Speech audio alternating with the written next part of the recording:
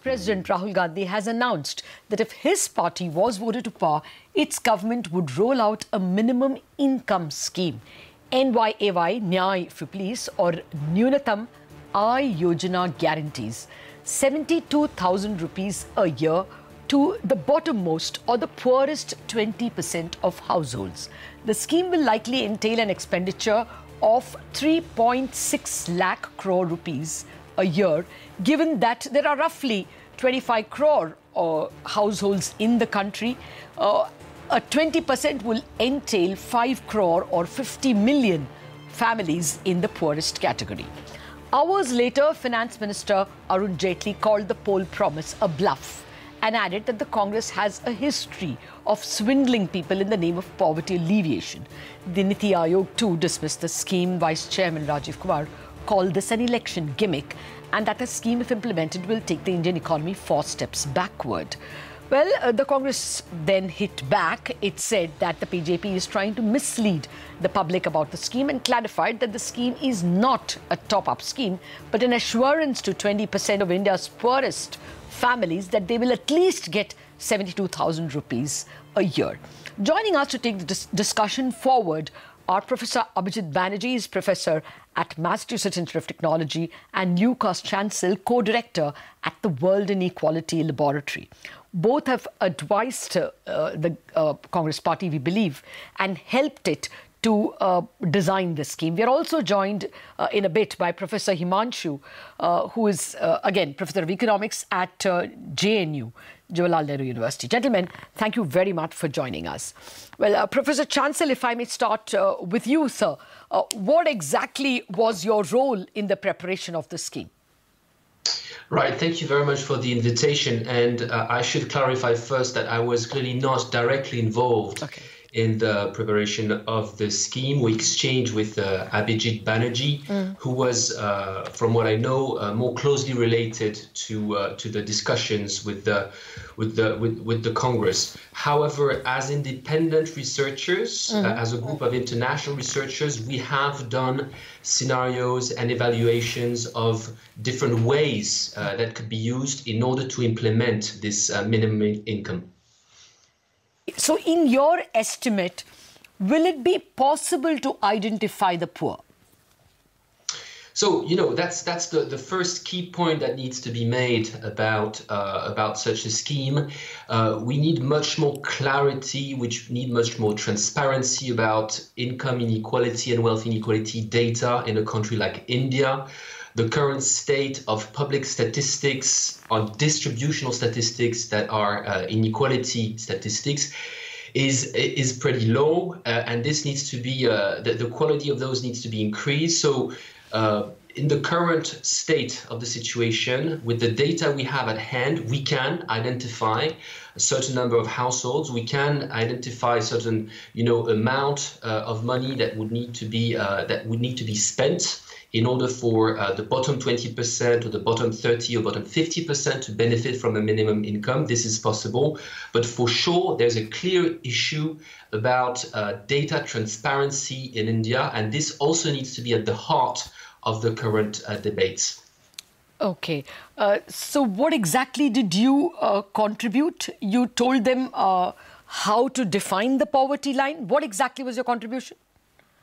So, as I said, what we do as independent researchers is we did a series of analysis, and in our analysis, what was done is the evaluation of a top-up scheme, which apparently is not the direction that is taken by the government, but in my sense, it's still important for the Indian public, for Indian citizens, to have in mind different options that could be on the table. And this is an election campaign, so proposals can still evolve, they can still change in the coming weeks. So what is a top-up? A top-up is basically the government would add to a current level of income up to a certain threshold, so that all households below a certain threshold would all of them earn at least this threshold. From the point of view of social justice, this might be more justified than just adding a given amount of cash, say 6,000 rupees per month per household, to all households belonging to the bottom 20%, which is what I understand what the Congress party has detailed yesterday. Now, from a practical policy point of view, the Congress proposal of yesterday may be more easy to implement because a top-up scheme is more complicated. But what we estimated is a top-up scheme, and basically what we have in our estimation in a top-up scheme of 72,000 rupees per household per year. Basically, this would cost about 1.3% of GDP. So 1.3% of GDP and 2.9 trillion rupees. Okay. And how many households would benefit from this? So it would be about 33% of households. So 33% of the population would benefit from such a scheme. Okay. Okay. Well, actually, the party at the moment believes that it will try only 20% initially. Maybe 33 will be a later goal. I have Professor Himanshu also waiting by. He teaches economics at JNU in Delhi and is an expert on poverty studies. So, Professor Himanshu, let me just bring you in here. Since you have done these studies, are the poorest identifiable, according to you? So that's actually really the problem. I mean, we really have no mechanism of identifying the bottom 20% of the population. If you remember, the previous history of the BPL census that we had turned out to be a complete disaster, and the Supreme Court had to intervene and get rid of it, and that is how we have the SECC. It is really difficult to get 20% bottom population. But more than that, not just identifying the 20% bottom population, but also trying to measure as to what is the deficit which will be topped up is going to be another nightmare. I mean, it's not just the implementation issue, it's also the conceptual issue. And I really don't know, how what kind of a mechanism they have of figuring out actual income of the households. They've never ever done an income survey in that sense. And in many cases, for example, in agriculture or in other places where income is not a regular stream and it is open to fluctuations, I really feel that it will be a big implementation challenge. Identification is one part of it, but even otherwise, finding out the income and then what amount to be topped up is going to be another nightmare. I mean, if I'm not wrong in using a very strong word. No, chances are, therefore, that the government, the party, if it is elected to power, may just agree to give a blanket 6,000 rupees per month per poor family if it is identified. But Professor Himanshu, you have seen, is it an easier scheme to go with the older things like, the Antyodaya scheme, where you just implement it in areas where people are poor, or the MNREGS, where the poor come to you asking you for a job? Is not that the better alternative? Let me break it down into two parts. One is that, the previous UPA government, the records that we have between 2004-5 to 2011-12, managed to lift roughly 14 crore people. That is what the estimate is. So growth is certainly the antidote to any form of poverty alleviation program. You cannot have a growth which actually reaches out to the poorest section of the population, which is much more broad-based, will certainly is the best way of helping people come out of poverty. The second is obviously the employment part of it, which is where NYAY became an important instrument of making the poor people become part of the mainstream. So I think these are the two issues. And if we are today saying that these are the growth is certainly not the one and we need to do some kind of a top-up, that top-up is to basically help all those others who are not able to take part in the economic mainstream. And we do have a program on that. For example, the widows, those who are elderly or those who are disabled, those are already being given the National Social Assistance Plan, program. That is something which works out. But to give away the whole idea that the only way to help the poor is to give them money directly is in some sense also going away from the philosophy that was started by the Congress itself, that growth is the best way of reducing poverty. And they have their own experience of having removed poverty quite substantially in the first 7 years of the UPA 1 and 2 government. So I think there is a conceptual issue that is involved. And I wouldn't say that this is the only way or this is the surest way of removing poverty.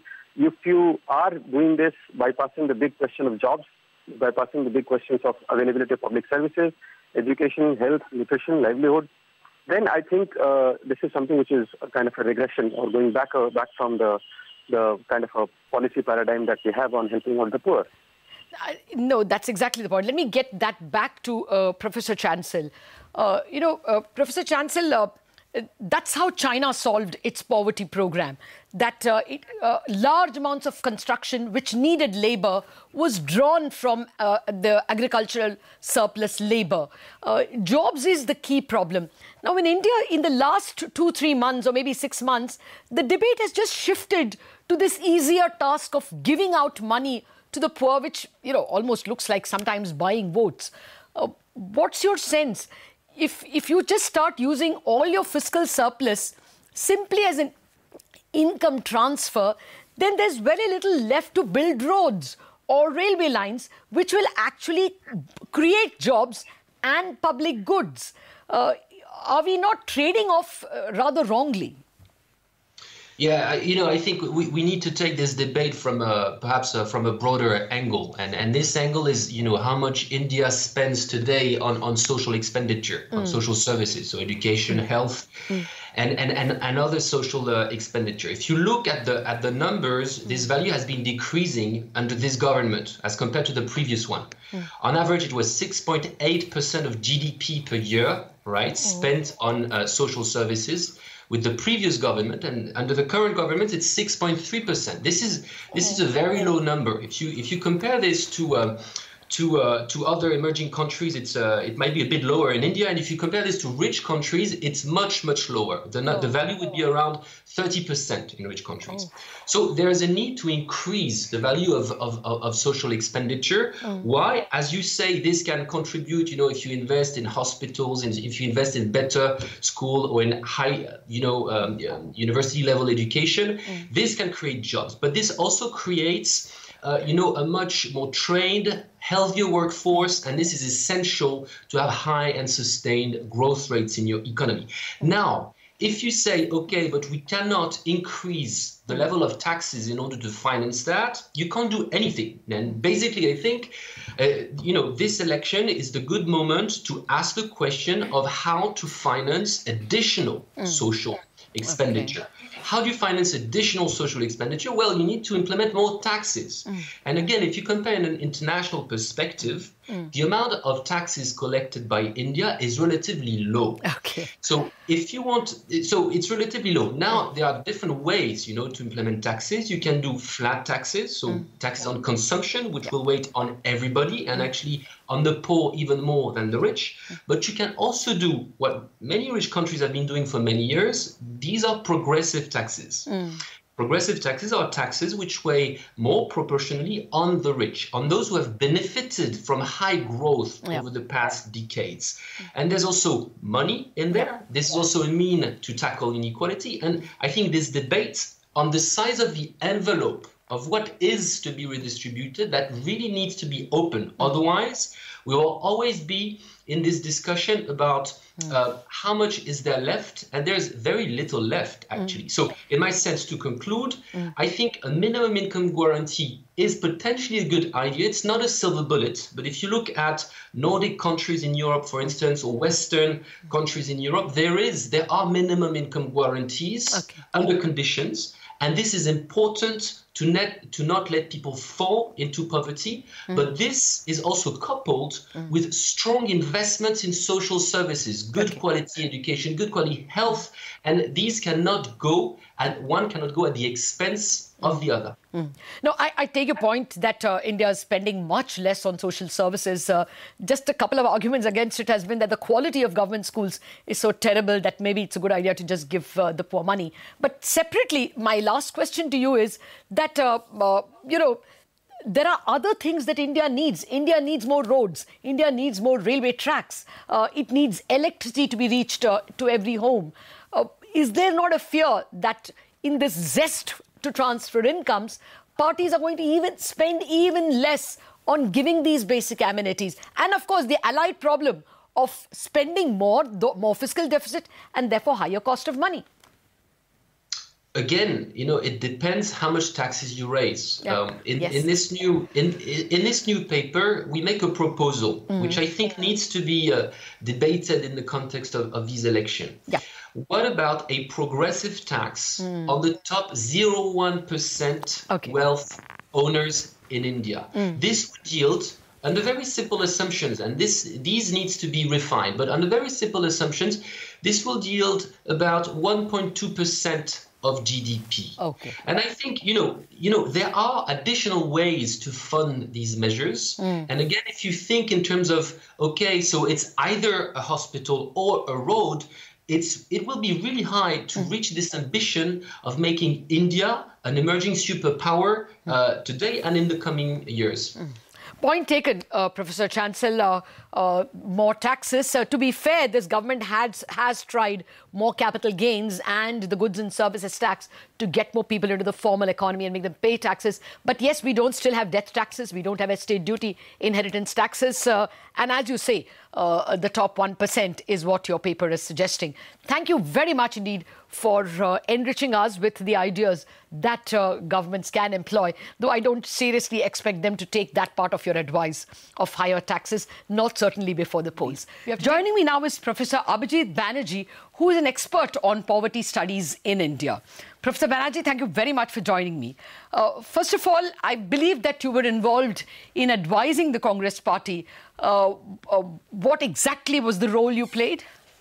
Oh, I think advising is overstating it. Okay. I think I was involved in providing them with numbers, and maybe telling them where to look up the numbers.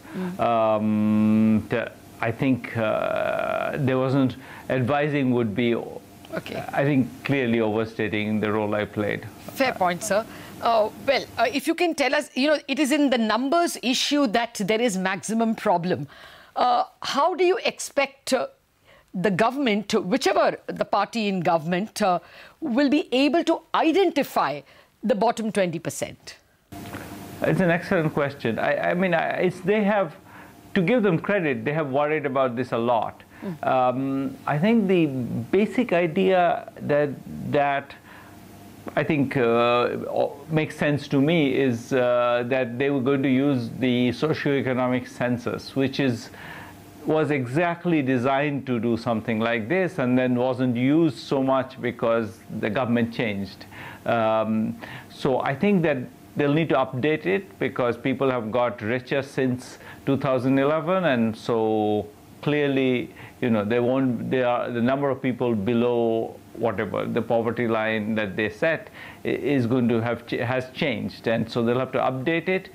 I think doing that fast is not easy because it's obviously a very large exercise if you want to do everybody in India. But I think what they'll probably do is sort of set a set of exclusion rules. Anybody is not in the poorest of the poor, etc. You set a set of rules, and if you don't try to, if you're not too ambitious, you don't try to get it exactly right, and you kind of are in the side of letting people in rather than excluding them, I think it's probably not too hard to do. There are, after all, there are, in the end, the people we are looking for are really the poorest of the poor, and they are relatively visible in my experience. Okay, so then what exactly were the numbers you shared with them? You said they asked you for some numbers. What exactly was your contribution? Yes, in just the income distribution, in the numbers on the income distribution. Where are the cutoffs?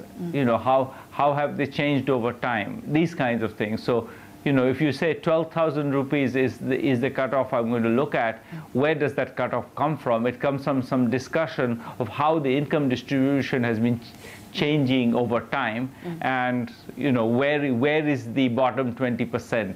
That's the kind of number that the lab at Paris School of Economics, which I am sort of tangentially associated with, produces, and I was mostly instrumental in interpreting those numbers for them. Okay. Well, if I'm not mistaken, the party wants to help families to reach 12,000 rupees. So the idea to reach 72,000 rupees, or basically 6,000 a month.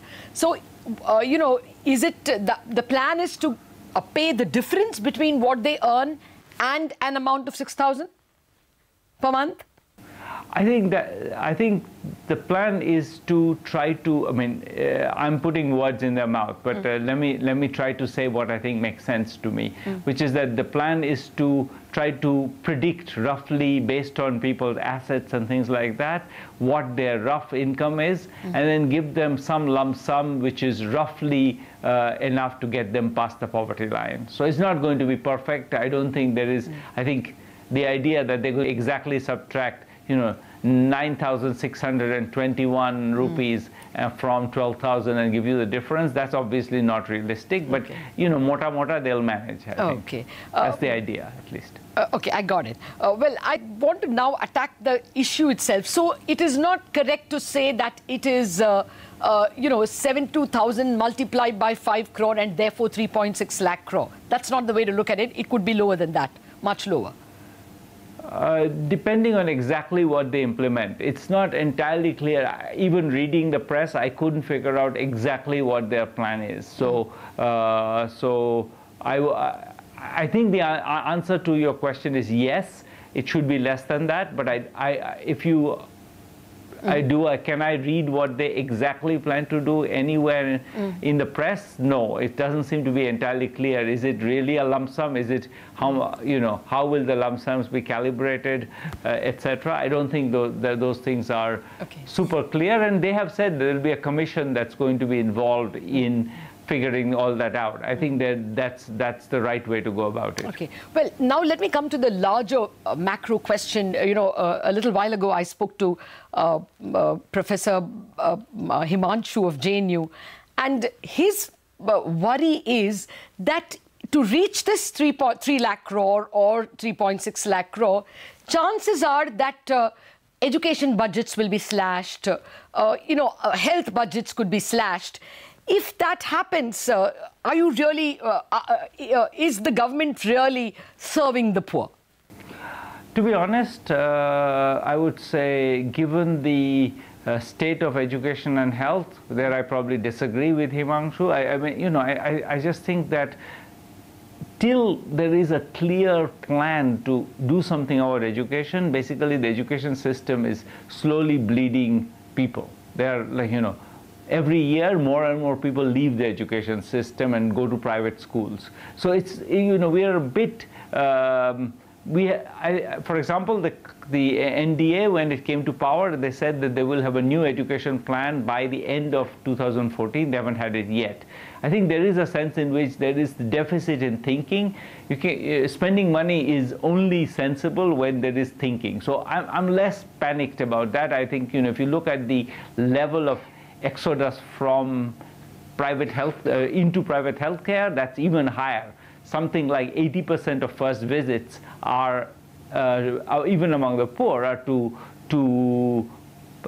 private healthcare providers of some kind or the other. That's not necessarily a good thing, but the point is that right now to say that we're going to fix education first, you stay poor till then, that just seems to me to be a fantasy.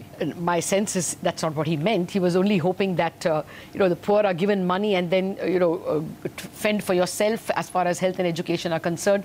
Could be that they don't get a good deal. But I'm more worried about the other big question. That's what they're doing right now. That's all right. Yeah, they're anyway at the mercy. That's what they're doing right now. They're fending for themselves. Yeah, fair point. No, let me come to the other big macro question. This is going to be at least a minimum of 2 or 3 lakh crore of recurring expense for the government.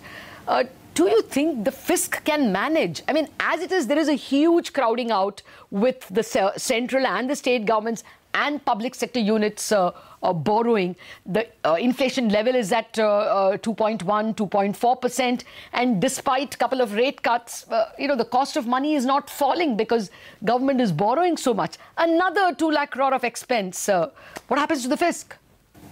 I think you're right in being concerned. I think that at some point we have to bite the bullet and decide that, every year the tax cuts for the middle classes as the justification of the budget, that has to go.